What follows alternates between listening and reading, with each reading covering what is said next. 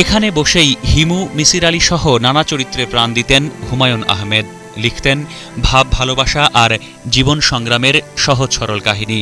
গত ১২ বছর এখানে বসেই হুমায়ুন লিখেছেন বাদশা নামদার, সেই সময়, মধ্যাহ্নসহ কালজয়ী সব উপন্যাস। বাংলা সাহিত্যের শক্তিমান এই লেখকের চলে যাওয়াতে এখন শুধুই শূন্যতা তার আপন ভুবনে। গত ২রা জুন এখান থেকেই নিউ ইয়র্কে পাড়ি জমিয়েছিলেন। ফেরার তীব্র বাসনা থাকলেও ক্যান্সারের কাছে হার মানায় আর কোনোদিনই এখানে তার পদচিহ্ন পড়বে না। জীবনের শেষ দিনগুলোতে রং তুলির খেলায় মেতেছিলেন হুমায়ুন আহমেদ। জল রং আর তৈলচিত্রে তিনি আঁকতেন প্রকৃতির রূপ আর মানুষের মুখচ্ছবি। তার ফ্ল্যাটের আনাচে কানাচে এখনও ছড়িয়ে আছে তার সব খেয়ালি শিল্পকর্ম। তার পারিবারিক বন্ধুরা জানায়, কয়েক বছর ধরেই তুলি আর রঙের নেশায় পেয়ে বসেছিল হুমায়ুন আহমেদকে।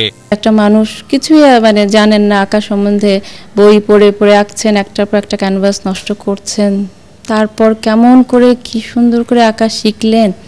ওনার পক্ষেই সম্ভব, খালি ওনার পক্ষেই সম্ভব। এটা বন্ধু বান্ধবকে গিফট করতেন বেশি, বা যেটা পছন্দ হতো না সেটা এঁকে টেকে আমাদের ওই ছাদের ওখানে উপরে ফেলে দিতেন।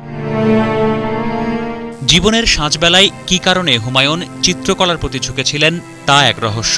কলমের পাশাপাশি রং তুলিতে তিনি আর কি বলতে চেয়েছিলেন তা হয়তো আর জানা হবে না কোনোদিনই। রাহাত মিনহাজ, এটিএন বাংলা, ঢাকা।